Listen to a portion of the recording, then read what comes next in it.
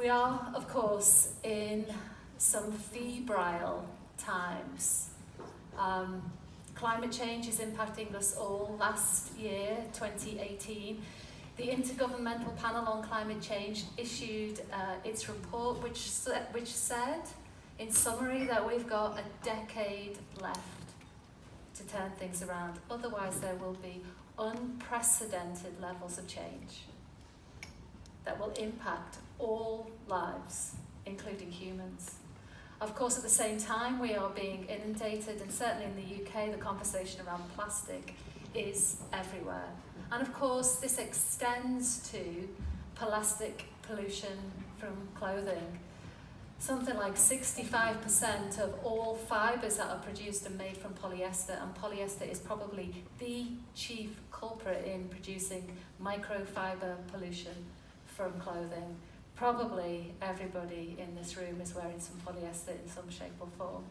And certainly the national wardrobe of every country is dominated by it as a fibre. And yet, just by the course of wearing it normally, sloughing off either in the air or in the laundering process, it's entering our watercourses. And we are having, once again, a huge effect. In the UK, and I know around the world, Extinction Rebellion is really sharpening focus on the issues of the climate emergency. It's getting us to think about the imperative of radical change, about moving the agenda forward, about actually taking action. Not in a way that damages people's lives, but that liberates us, that brings us closer to maybe what it is to be human and to live well in this earth. And then, of course, we have the wonderful, the indefatigable Greta Thunberg, apologies for my pronunciation, but how has she managed to say things that others haven't been able to? I don't know, but we need her, and we need many poor people like her, because we are, at this moment in time, in the Anthropocene, this new era of geological time where humans are the most influential force on planetary conditions. We are a planet on the edge. We have to begin to be thinking about how we can navigate some sort of safe space for humans to operate. It's been shown that this can happen, but we have to begin to ask questions about how big and what type of lives we're living. It's not all good news, I'm afraid. WWF International, they conducted research that indicates that this delicate balance between biodiversity and humans and life on this planet is in flux. There has been a loss of biodiversity within my lifetime since 1970 of nearly 58%. A loss of biodiversity in like sort of half a lifetime of so much. And yet what we are seeing is something within our culture where we feel remote, distanced from these effects. We don't see ecological decline firsthand. We're insulated somehow from natural processes. We don't notice the species around us. Perhaps we don't even know what food is seasonal. Our culture is dominated by themes of separation, of disconnect, and then at the same time, we're confused when in the same week, there's a polar vortex in the north of America which is taking some temperatures to minus 40 C, and in Australia there's an unprecedented heat wave. Insect collapse, which is perhaps one of the most worrying aspects of biodiversity change, says that insects are the total mass of insects is reducing by 2.5% each year. And according to the best available data, all insects could vanish within a century. Of course, without insects, there is no food. There are no pollinators. And it's seen that within 100 years, after the insects go, after biodiversity declines, humans surely will be no more. Many environmental philosophers have said that Western culture is ecologically destructive primarily because it's human-centered. And such an outlook, such a self-enclosed outlook, is a framework for generating blindness. It fails completely to take account of other than human species, of the everyone else. It fails to acknowledge the dependency of humans on ecological systems that we need for our survival. It represents nature as non-essential, an unconsidered backdrop to our lives, our activities. It's just a place where you can get materials. It's a place to dump waste. Anthropocentric culture sees nature in terms of property, entitlement, and superiority. Effectively, that it's all about us.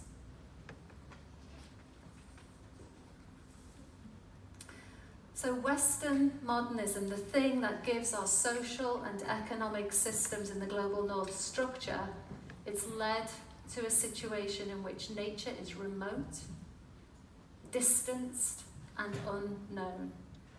And when disassociation happens, where there is separation from the context, but from the natural context in which we live, an action, a thing, a garment is understood completely independent from its surroundings. And when that happens, we are beginning to ignore the consequences of what we're doing.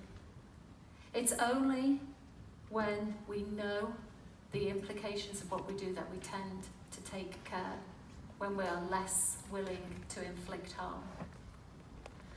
We're in a situation at the moment where humans somehow see themselves as a sphere apart, outside of or above ecology. We trick ourselves with a fancy that it's industry that supports our lives, when in fact it's not.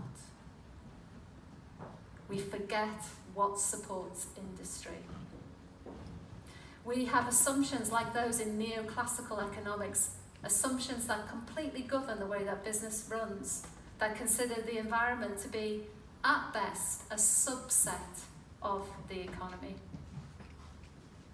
Anthropocentric culture rarely sees nature as a place of individual striving. It doesn't see it as doing the best in the conditions of its life.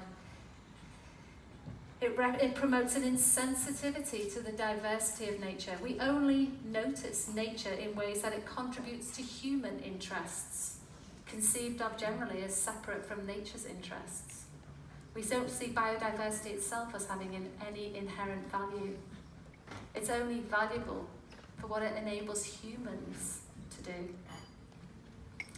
And certainly wildness is only for something that's not human.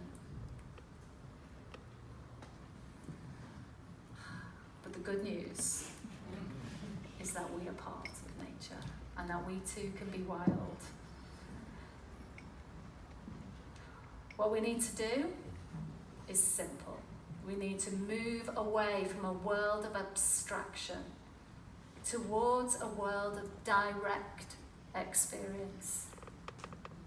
Valid and proper knowledge comes from the context in which things occur. We have to find a way to effect an explosion of fashion out.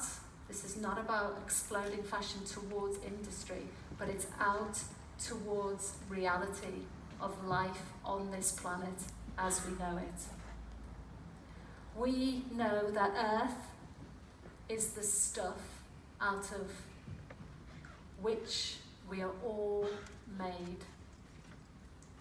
Earth is the thing that the fashion industry is completely and profoundly dependent on. It's time that we acknowledge their deep interdependence. Our challenge is to evolve a new approach that looks for association between things, that we hold clothes in the context of the natural systems that enable them. where we fold things together, never seeing them as part, always acknowledging responsibility for things. That we see clothes and climate change as interrelated. That we don't imagine the soil without also seeing the effects that we have upon it. This is in order to hold things close, to continuously take account of the everything else. The goal of all of this is to give a larger share, a better deal to the non-human world. It's more weight, more attention, more awareness, and then things will begin to change. We need to ecologize the fashion system. Ecology, of course, is the study of relationships between things and their surroundings. And if we try to foster an understanding of fashion relationally, we look at the relationships between garments, industry, wearers, surroundings, and then we move the focus of interest away purely from business, and we make it much larger, much less humanized. Why should we do this? To protect us all. Human-centeredness is not in the interests of either humans or non-humans.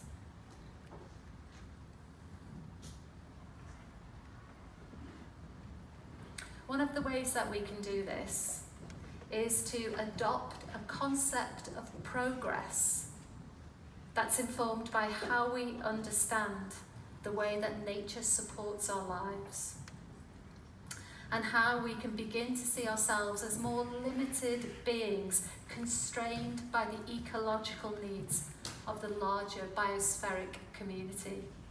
Because of course, whilst nature is an enabler of the fashion system, planetary boundaries are, of course, a limiting factor. They bring a very sharp critique around how much we can support, and also actually a governing narrative around how and how much we need to reduce. They bring a story of less. So, what do we need to do? How can we change things? How can we adopt a practice of caring beyond the human group, beyond the home group? How can we start caring for the more than human species, for the everyone else?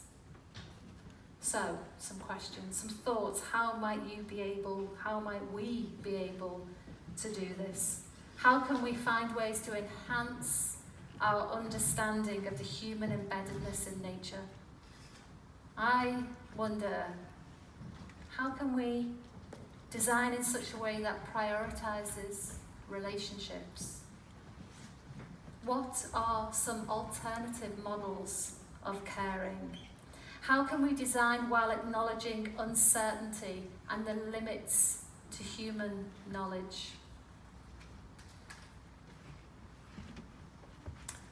What we need is a new era of design in the age of the Anthropocene, where we look for ways to reinforce our experience of nature as the context for fashion provision and expression. We need to design for active guardianship, thinking together and working and acting together with the natural world. How can we open up to unpredictability, to surprise, to awe, and not only trying to predict the outcome? Such things are essential if we are to really engage with what nature requires us to in these unprecedented times. So the task is to bring about better understanding of human embeddedness in nature, to show humans not sitting outside nature, nor above the ecological fate which has overtaken other species. What we have to try to do is to reanimate the world and to remake ourselves at the same time, so as to become enriched but constrained members of the world community.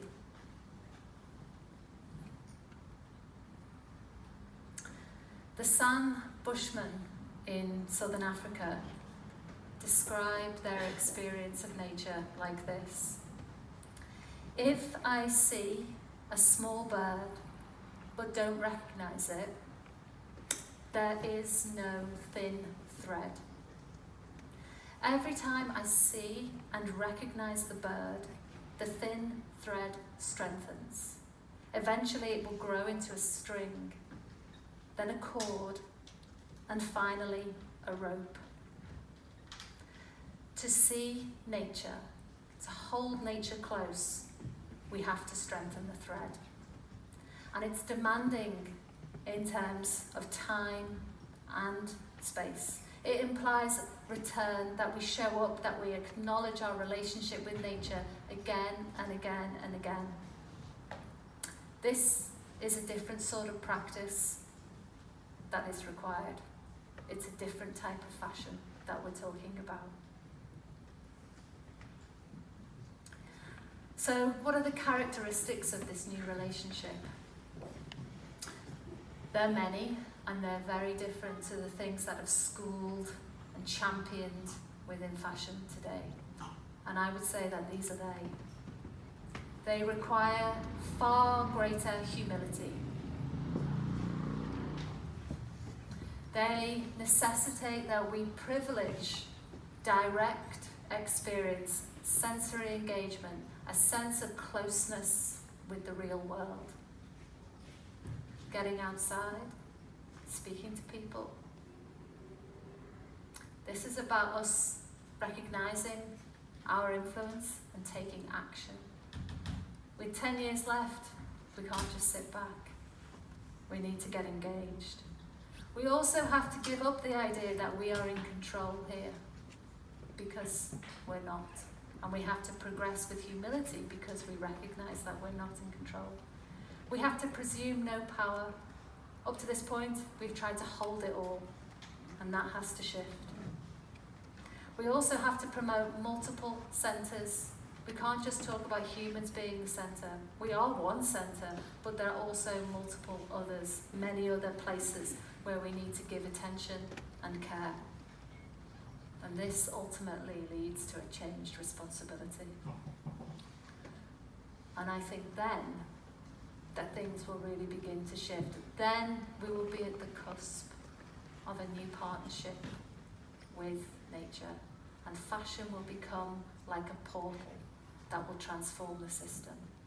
But to do that first, we have to scrutinise where we are, and then also be prepared to take a risk and change things.